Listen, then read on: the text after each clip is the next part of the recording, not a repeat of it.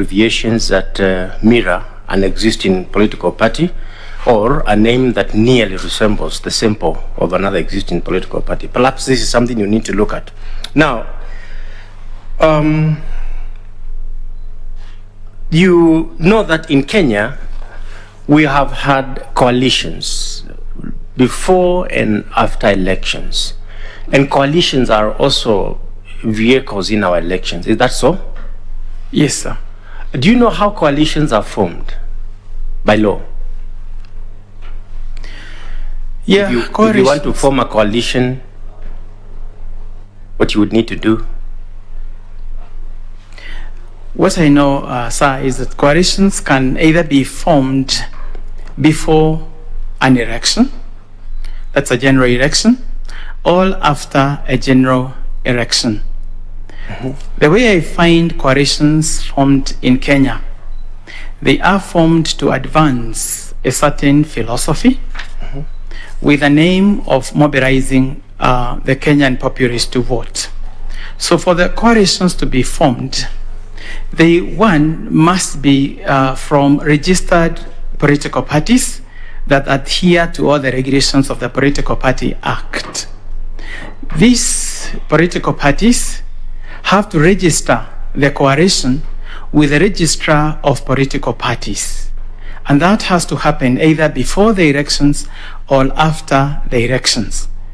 Do you know if you have a coalition, and the way you form a coalition is through a coalition agreement, perhaps that should jog your memory, you enter into a coalition agreement. Now, if you have that agreement before an election, do you know within what timelines you should file it with the registrar of political parties? I'm not very sure, sir, but I would presume it's like 60 days before. It's 3 months before. And what if you form a coalition after the election? You're supposed to deposit the coalition agreement with the registrar of political parties. You may not also be sure of the timelines applicable. I do not want to get into wild goose guessing, but again, I would restrict myself to the usual 30 days for that purpose, because it comes in very early after the election has been declared and gazetted. Well, you may need to look at the Political Parties Act, because the answer is there. Now, the Constitution under Article 91 says that political parties must have a national character. What do you understand by that? If I may look at the requirements of, for example, a presidential candidate, he requires to have garnered at least 25% from a majority of the counties. So the national character at that point should be that it garners some certain voter populace from each of the counties in our country, Kenya. So it's not like centralized to only one region, so that when it looks at even the participation in the elections, such a party should have candidates from all over the country, but not from a single region. So my understanding would be that they are all over the country. There are specific numbers. Have you interacted with, you would not know the specific numbers that are stipulated by law to constitute national character. You say that they should have members from all over. Do you know the numbers that are involved? Unless I follow it from, as I said, the presidential candidate, that they require, for example, to garner the 2,000 votes for them to participate in a majority of the counties. So I'm expecting that they should then have such a margin. Historically, yes, I have seen the requirement in law that the winning candidate should again garner 25% in every county.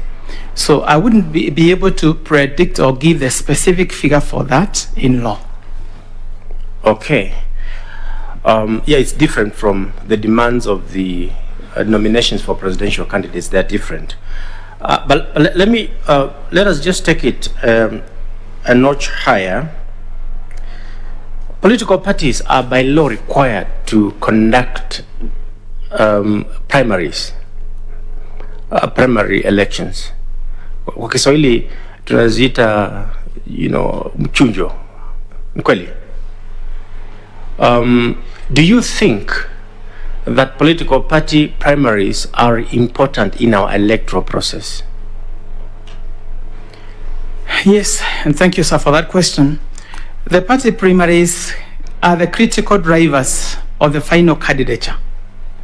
And they always seem to encourage political party democracy when they are done, and especially if they are done in a free and fair environment.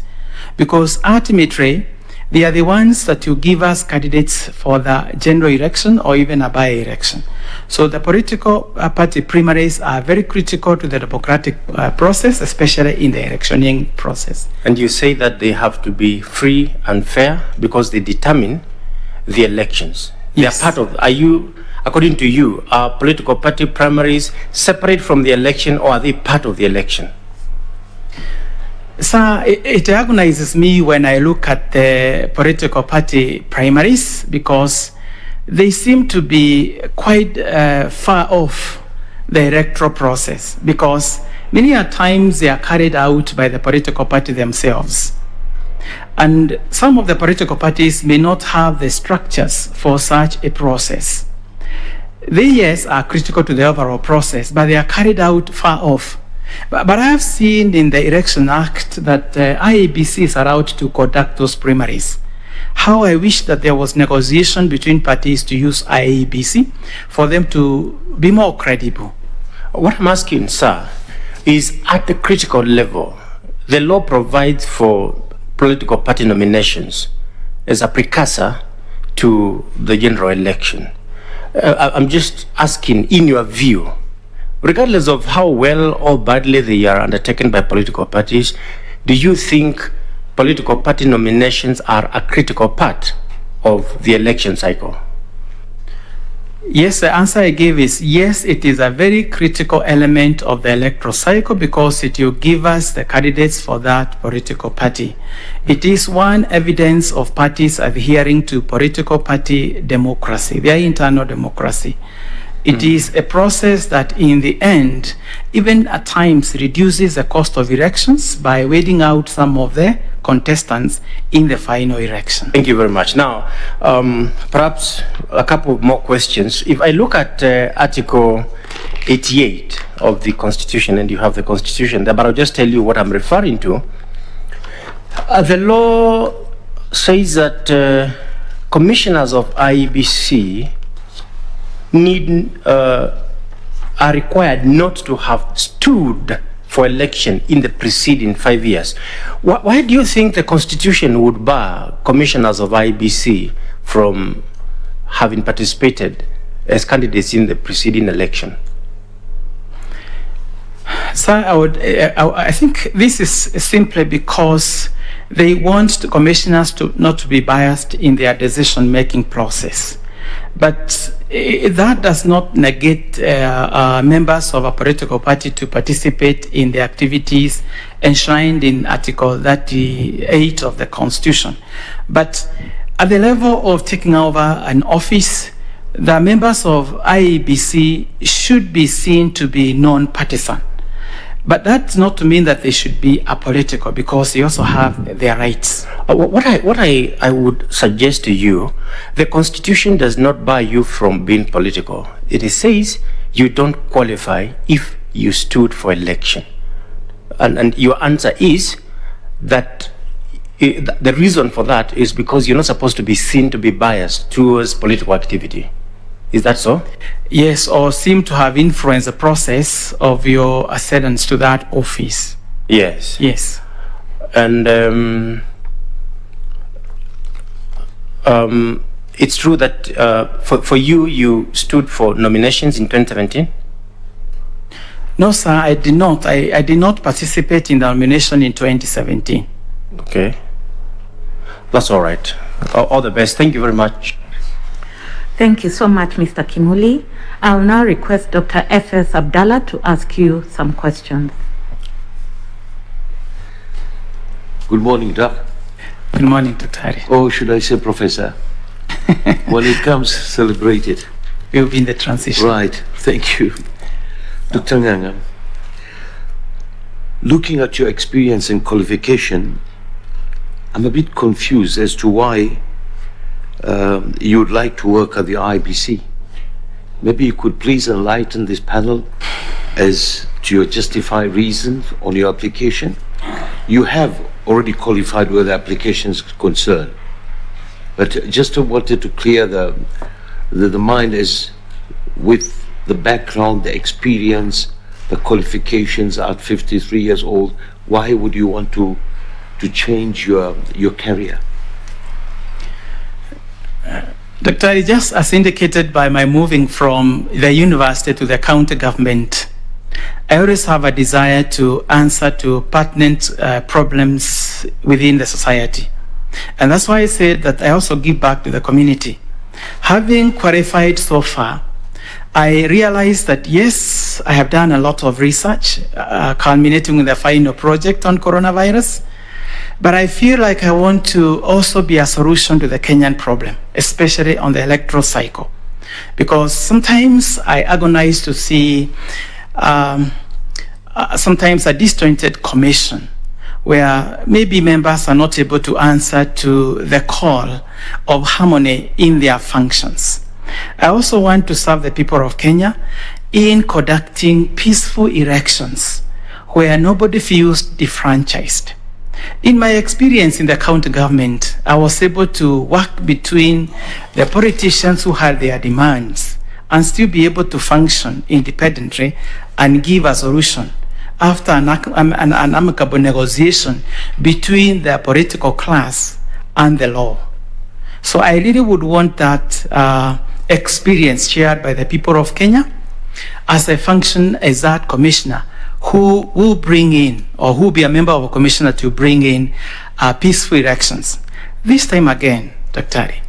we are going into a boundary delimitation session. This can be a very emotive question in Kenya coming shortly.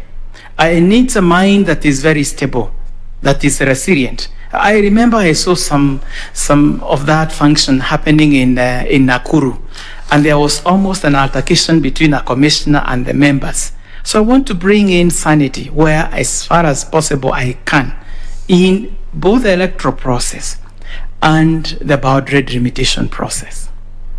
Should there be a referendum, sir?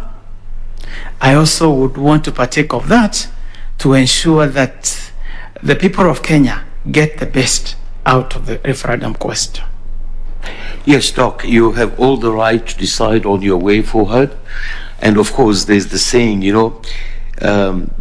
any fool can carry on, but a wise man knows how to shorten the sail at the right time. So maybe you, as you say, you are looking well ahead, and all the best, right? Now, as far back as the Kregler report's structural weaknesses in the relationship between the Commission and the Secretariat were identified as a key electoral management in Kenya, these issues do not seem to have been cured. What would you attribute to this set of affairs? And if appointed to the Commission, what will you do? Even in the Kregler report, they saw that there's been a problem between the Commission and the Secretariat. This doesn't seem to have cured because it's going on, like, heritage, yeah? Do you follow what I'm saying? Yes, I have an experience in a similar situation, especially in county governments, where sometimes there's a conflict of laws between a CEC and a chief officer in a department, because the secretary to IEBC is the CEO. So he takes charge of the day-to-day functions of the commission. He implements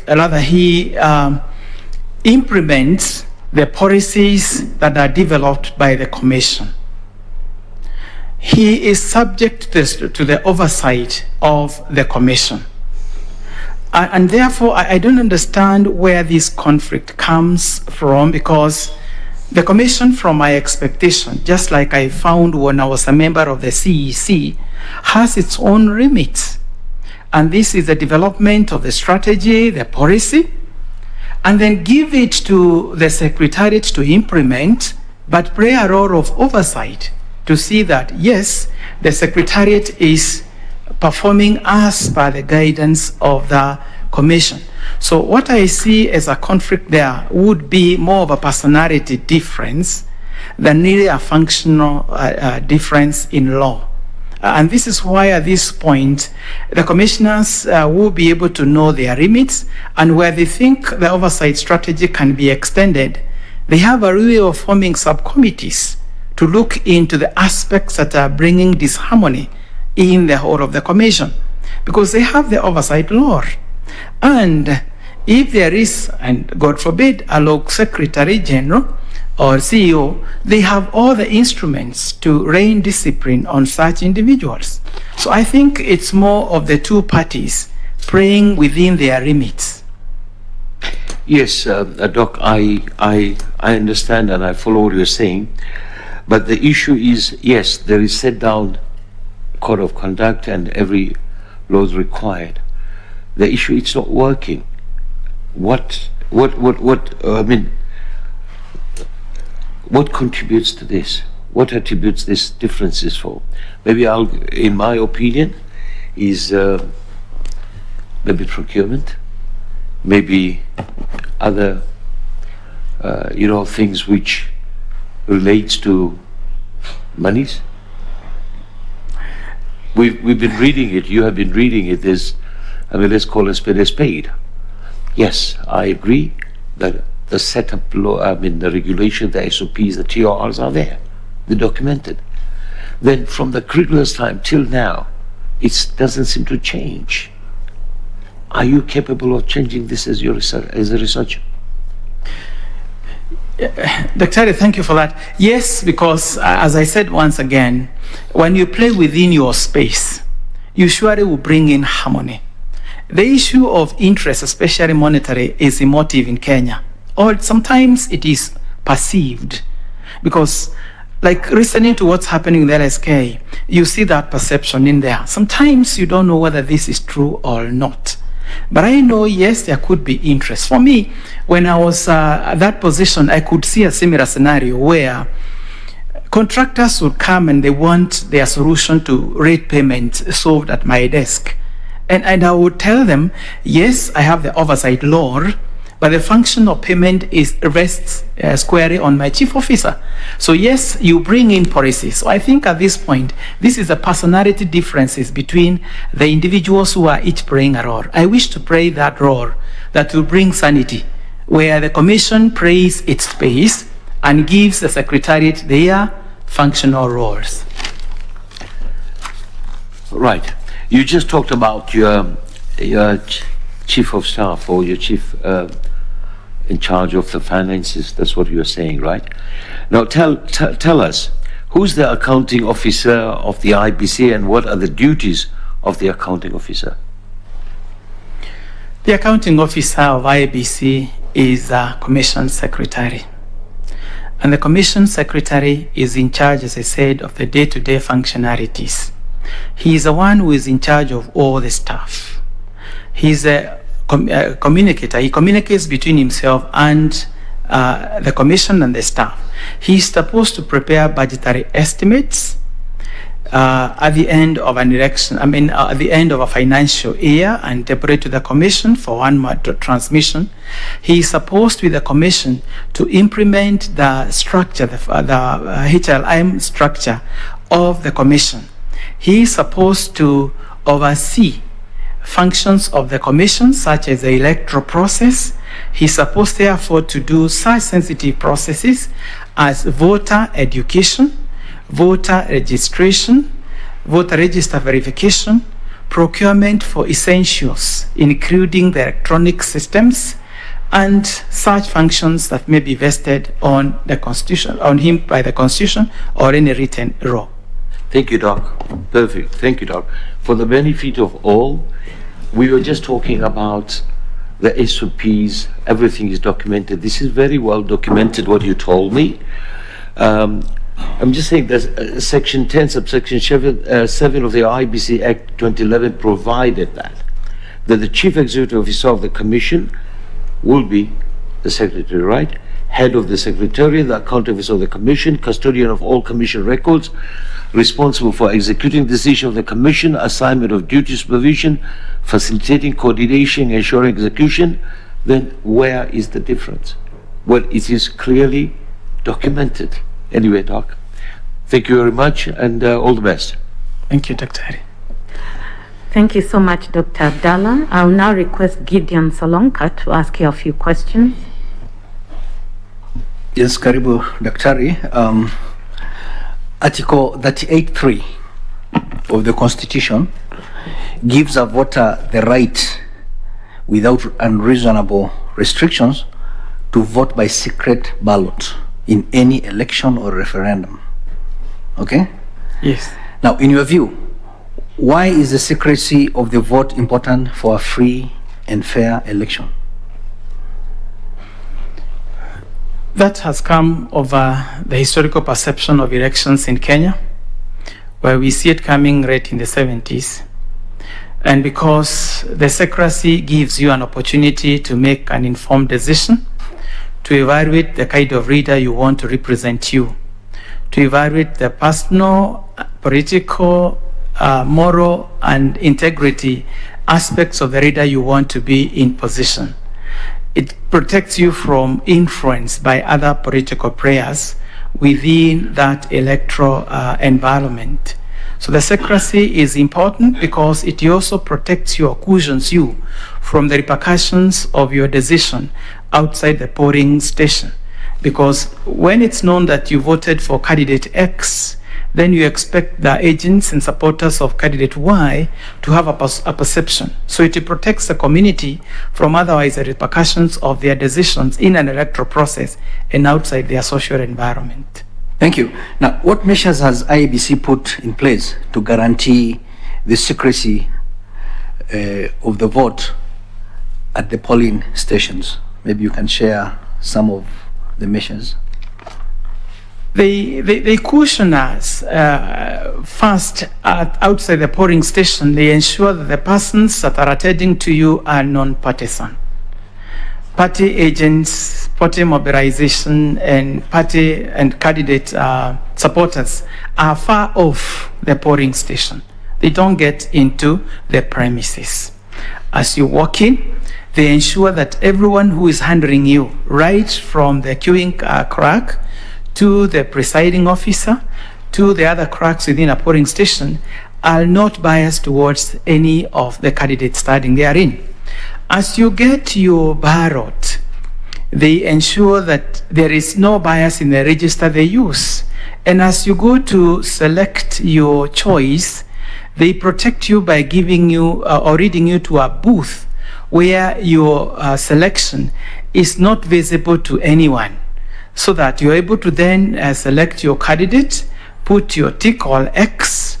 They'll have trained you earlier on how to forward your ballot, and without showing the contents of it, put it in the correct ballot box.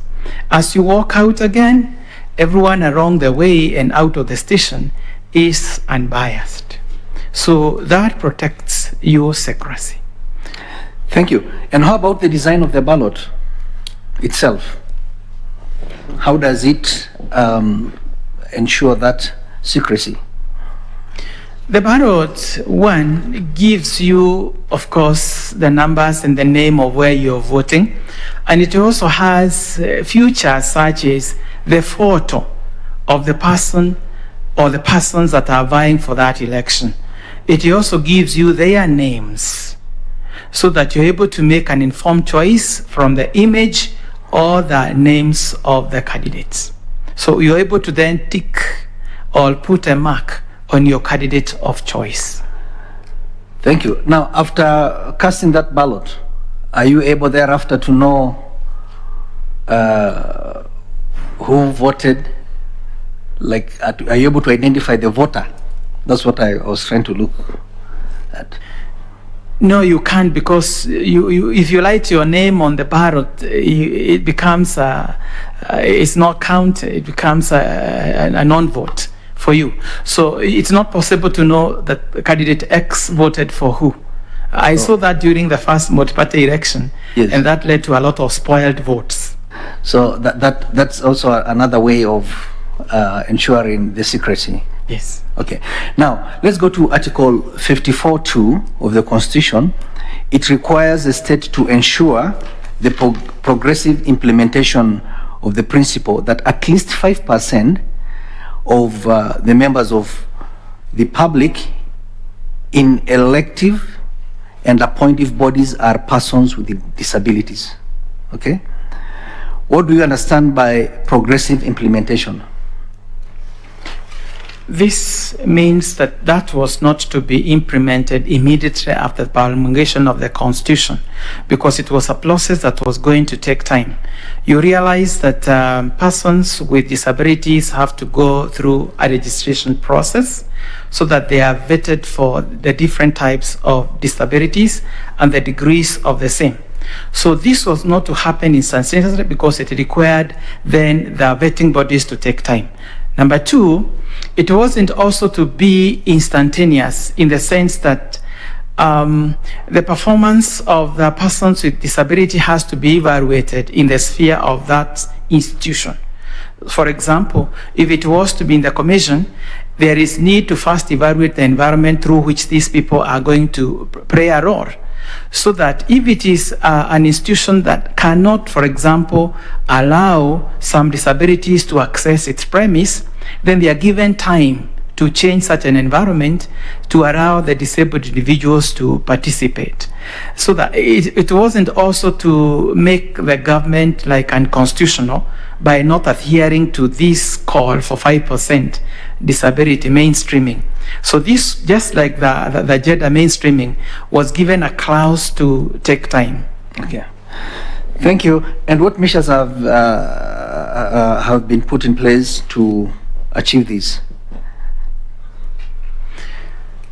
I see a lot of advocacy towards gender mainstreaming, especially in government. You know, every year government institutions report back to their mainstream ministries on aspects of such issues as gender mainstreaming and gender mainstreaming.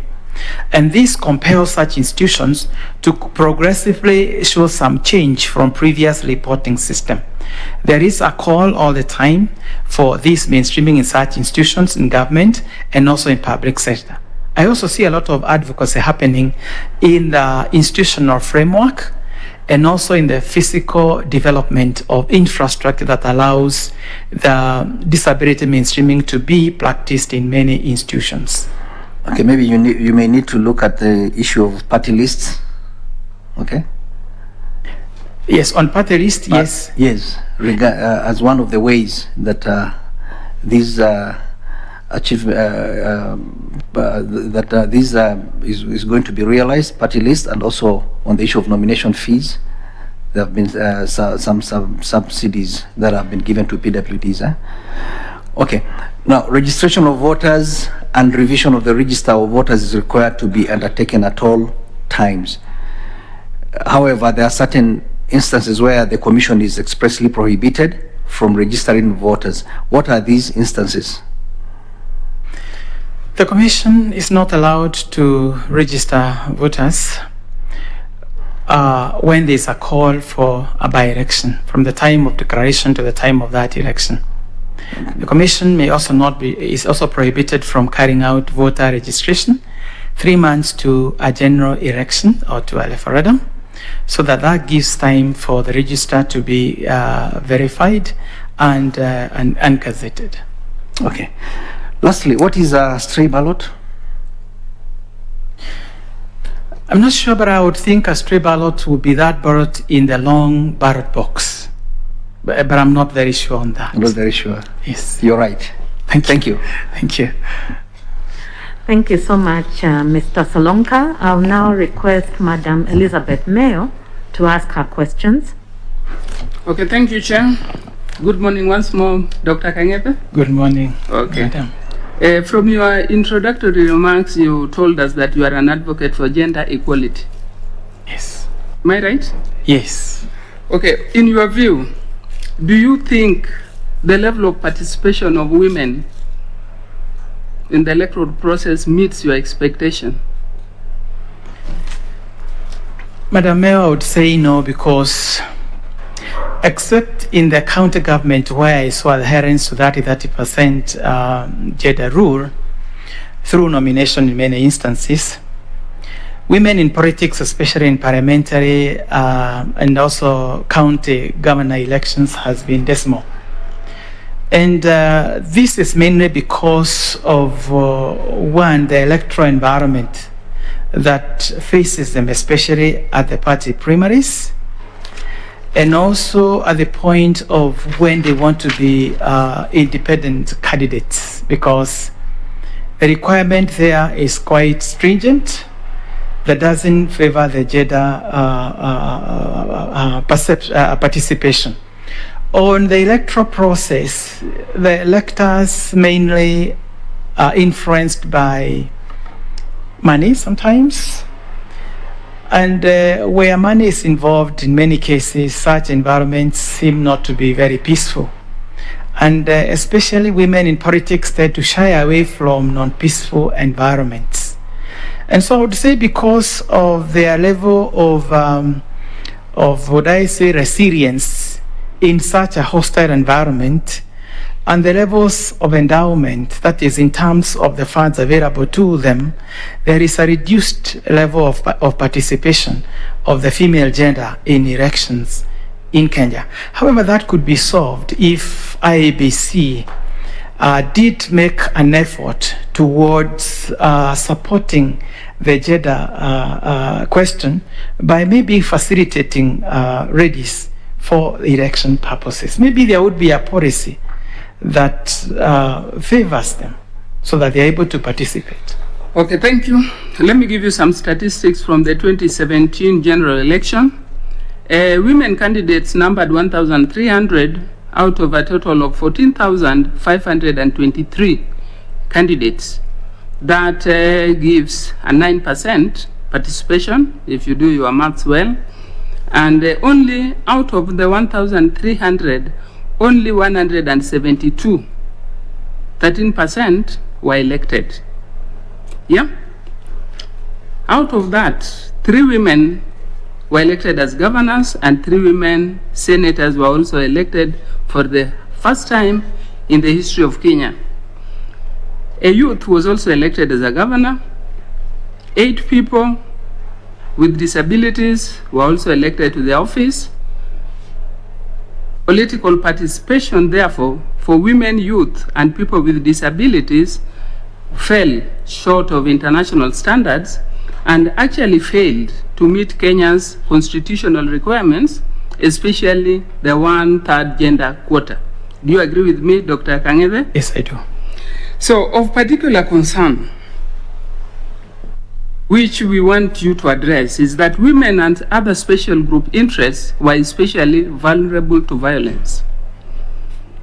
If you are appointed commissioner to the IEBC, why is it important that we ensure that political participation of all sections of the society should be taken into account? Why do you think it's important? It is important because it shows that we have internal democracy that is free and fair and that gives everyone an equal opportunity. So I think on this, yes, we are falling short of the global expectation, the constitutional expectation, because of violence, as you said. But this is something that we would cure from IABC, especially, and I insist again, this violence is seen during mainly nomination, where women are not able to penetrate the nomination cycle. If only this was undertaken by IEBC, this would give them a chance, because you don't necessarily have them to partake of the violent groups. Your name will still be on the ballot. But when it comes to political parties, they do not have institutions that protect the female gender. Political parties are not compelled, except at the submission of their party lists, where they're supposed to give 1/3 gender participation, which in many cases, political parties will give the female gender in such areas where they are not strong. So it becomes very easy to fix in names their own. But they would not have given these female gender a chance for competitive politics at the party primaries. If this was given a chance to be done by IEBC, we would get closer. We wouldn't achieve it yet because of the money issue, especially because the ladies in many cases, especially the rural women, don't have the resources required to partake of the political process. Thank you, Dr. Kang'ethe. From your response, do you support the use of money at any given point in electoral process? Because you have said one factor that is stopping women from participation is maybe lack of funds. So what is your view on that? The use of money is justified in the political process, because when a politician goes out there to try and sell out his policies, he's just like a salesman of a product in the commercial world. And so he needs really to sell his policies using every other technique that can be used out there, including advertisement, mobilization, hiring of venues, putting up billboards and placards, all that, this Facebook and all that. So, of course, there's a justification for use of money during the process. However, maybe the campaign financing role should come in and make that expenditure very structured, so that whoever wants to use money, for example, to cue young people and give them a few coins, will have to justify such an illegal activity. It would rather be that maybe the youths were employed to carry out an environmental friendly activity by that individual, and then they were compensated for their time and effort. Maybe the regulations to that Campaign Financing Act should structure the use of these resources in such a way that that directly benefits the populace. So it's not just left at the behest of the politician to devise the most probable way of attracting especially young people to himself, a fact that makes him appear very popular among the voters. Okay, thank you. You've also told us that sometimes women don't participate, maybe because of violence, hostile environments. So if you are appointed, would you think you will bring on board to ensure that IEBC will address the issue of violence in elections? I would, for example, mainly bring in the issue of voter education, either directly or with stakeholders. I would also bring in civil education, though not a direct function of IEBC. I would partner with the right government ministry to do civil education, especially on the law of the female gender in matters election. And on voter education, I would make sure that the curriculum sensitizes the populace on individual female gender who have succeeded, because many times they devise a curriculum without reference. You have correctly told me that 3 governors won this position. It would be a time for that to be brought out and be shown how these 3 female governors have performed compared to their male counterparts. So in voter education, we do not necessarily have to just think in terms of the right of the voter or the right of the public. We also need to benefit the public by giving them success stories. So on civic education, I find bodies that are going around our community that could be very useful in educating our populace on issues of the female gender. Okay, thank you, Dr. Kang'ethe. So in your view, which stakeholders would you engage in this view to promote the interest of the participation of the special interest groups? I would use the Gender Council. I know they do support such effort, and see who the other stakeholders I would use. I would also approach such bodies as International Federation of Electoral Systems, IFS, for mainly funding for activities in especially advocacy for the participation of that female gender. I know there are other stakeholders that do participate in such endeavors. I would actually quickly sit down and look through a list of who then has interest in the female gender advocacy. But on the protection of the female gender, I would need to approach the Ministry of Interior, maybe the police force, to do more of the protection for the female gender, especially in the activities.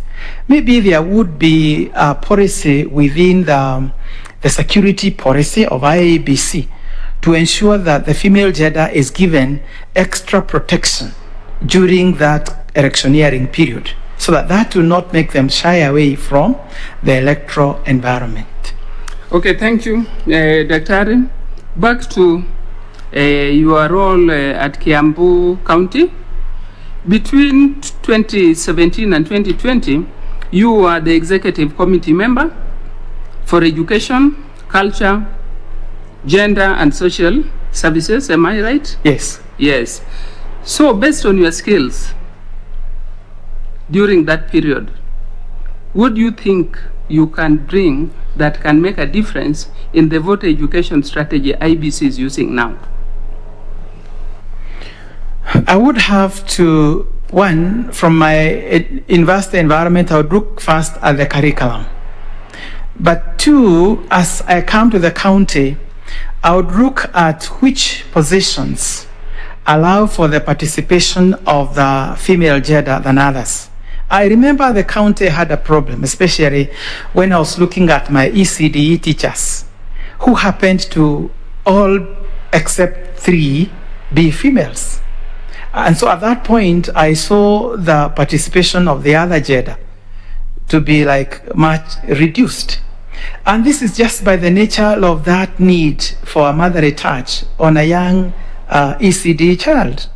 So I would have to look at the IEBC and look at what areas can they be well endowed. For example, if it is voter education, and there's a electorate for that, and I'm sending my team to hostile areas, I would ensure that I set the correct gender. But that's not to mean that I will not have a gender compliant voter training sector.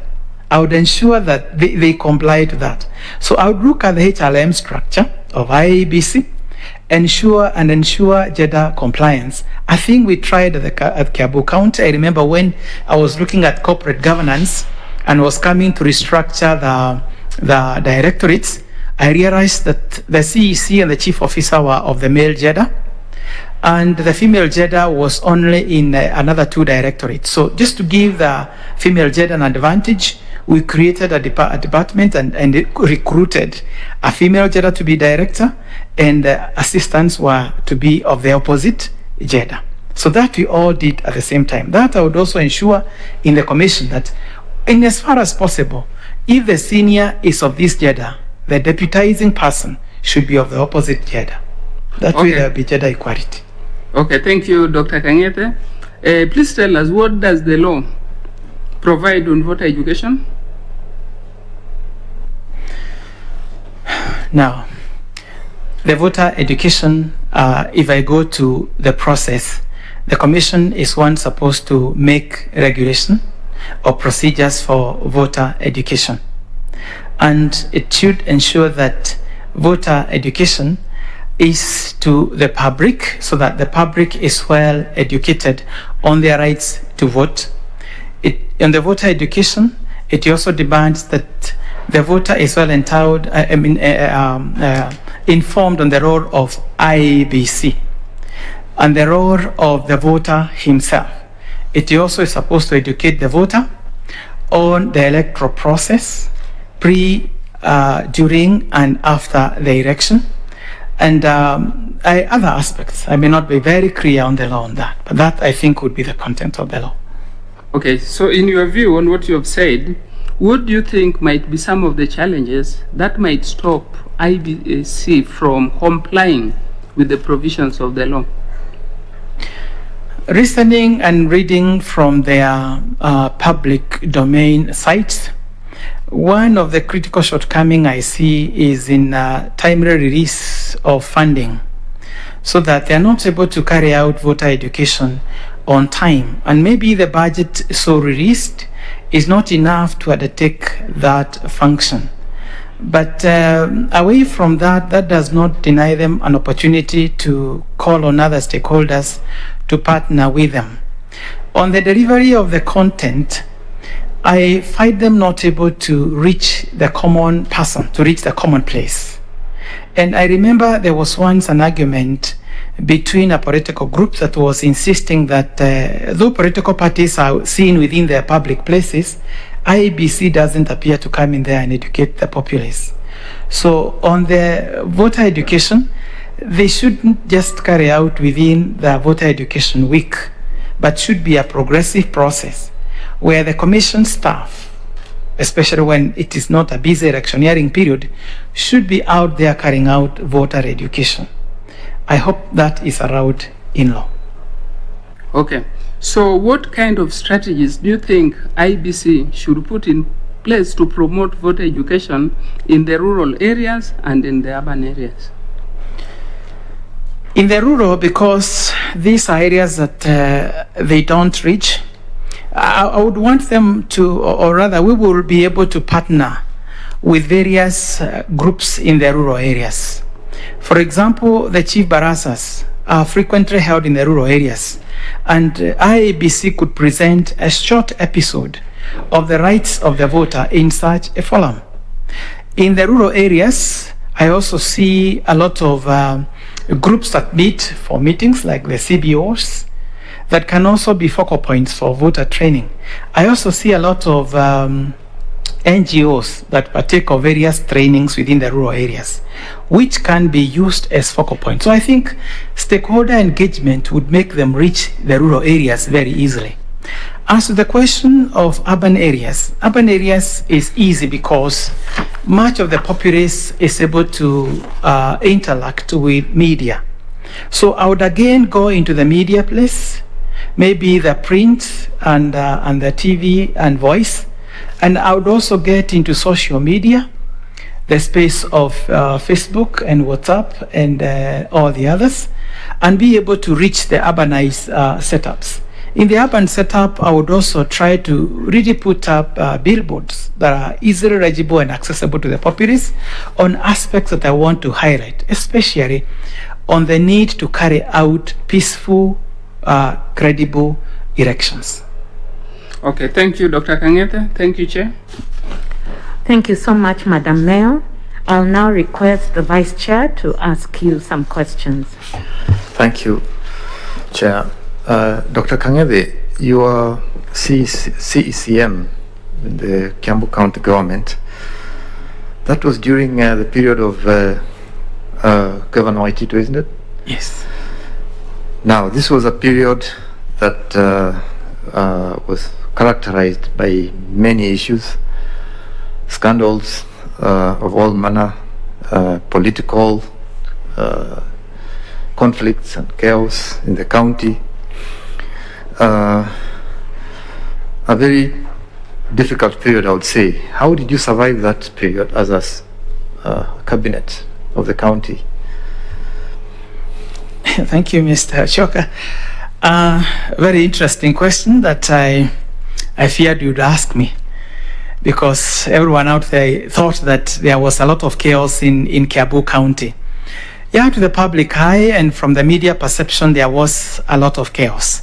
Just like it happens during the electoral period in Kenya, where commissioners are supposed to take control of the process away from that media perception. In Kiambu County, yes, from the media perception, there was a lot of chaos, as you put it, political conflicts, but to a difficult period. But to us, as CECMs, we did not play game to those perceptions because we were guided by the County Government Act and the Constitution in the functions of the CCM office. This is why you find, even though there were these conflicts and chaos, I was still busy in my office driving amendments to various sections of the law. I was busy in my office disbursing bursaries to the young people. At one point, even towards the end of my term, I remember I was able to drive a motion for the increment of ECD's teacher salaries by 40%. That happened towards the end of His Excellency Waitito's term. So for us, we were guided by the law, and to make it all, we had the goodwill within ourselves and the governor then, and we had to look at the well-being of the populace in Kiambu. So to cut this short, we acted within the lines of the constitution and the law. Thank you. Now that's interesting. There were major scandals involving the use of finances, county finances, resources. Eventually, the county government was actually suspended. And you want to say, and you're part of that government, and you said in your opening statement that you're collectively responsible to the governor. And you want to say that you just acted without taking note of all these things, and they didn't affect you at all? Sir, you realize that a CECM, yes, is directly answerable to the governor, and they function collectively as CECMs. But you realize that the county assembly has an oversight role. And so you have to function between the appointing authority, who is a governor, who has a leeway to engage in those political issues. But you are answerable to a county government, where the MCAs have to call you occasionally. And you'll be surprised how the county government members of the county assembly function. During all this time, they were still playing their oversight role. They were calling us all the time. And so we had to function within the law, lest we also get into the murky waters. Yes, it's those murky waters. Those murky waters involved expenditure, misappropriation of county government finances. You are part of the county government, working as collectively as a cabinet of the county. There were major issues to do with misappropriation of funds reported by the Auditor General.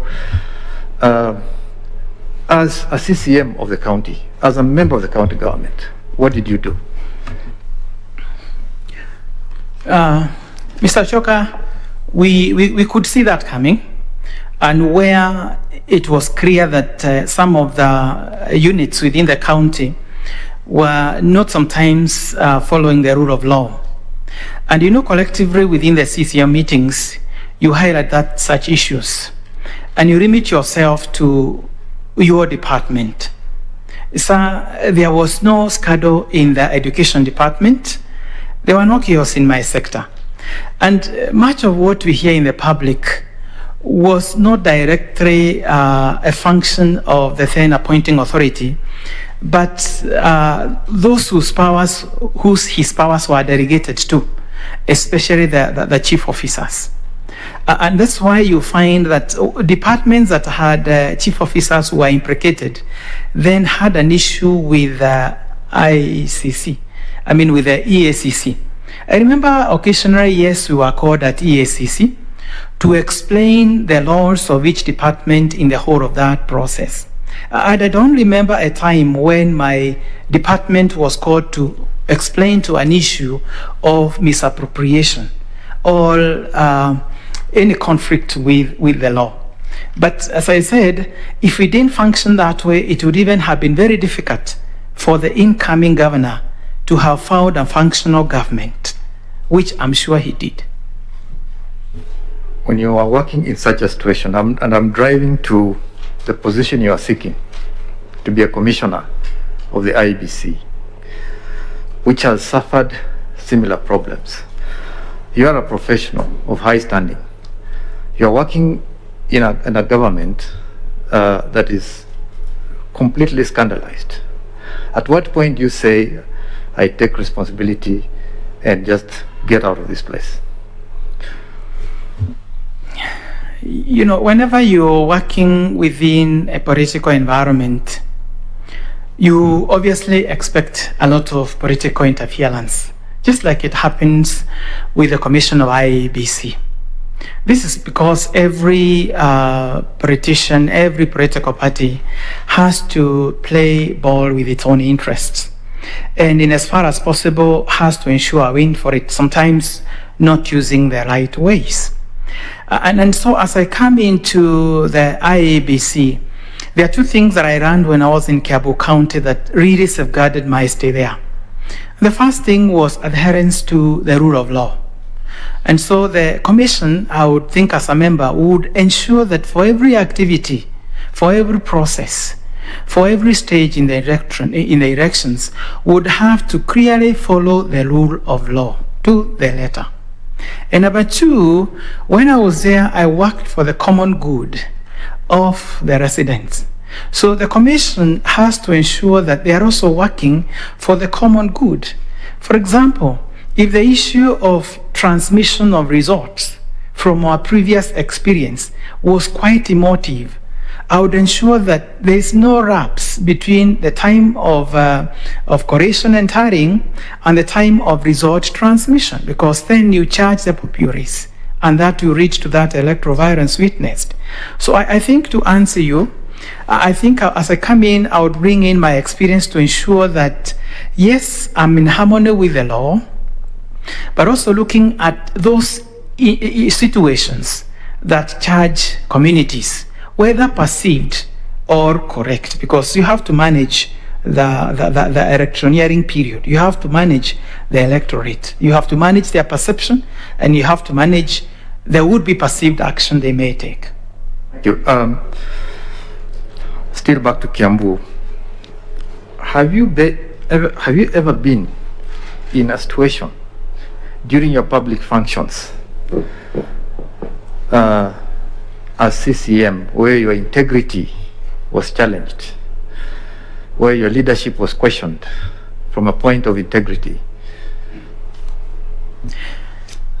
Yes, I would say, yeah, there's a time that happened, and what happened at that point is that according to the Bursary Act, it is a prerogative of the CECM to apportion parts of the bursary funds into either bursaries and scholarships.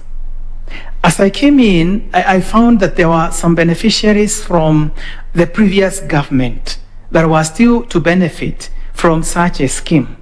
And according to the perception of the new government, especially the members of the county assembly, such a commitment should have been discontinued.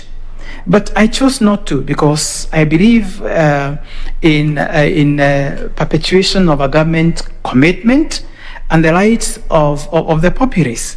So that brought into question as to how I had arrived at that list of beneficiaries from the previous government. The issue was that they want to know how these people had been vetted.